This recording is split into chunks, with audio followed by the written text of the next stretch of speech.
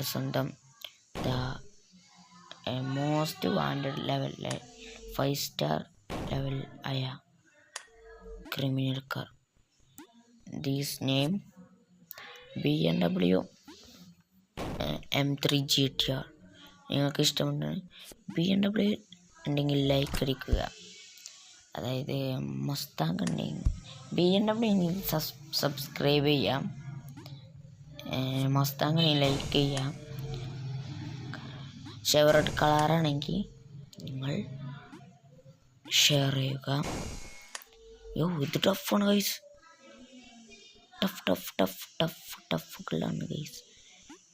ഇത് ഭ്രാന്തടിപ്പിക്കും. ചെയ്തു. ഇനി വേറെ ലെവൽ.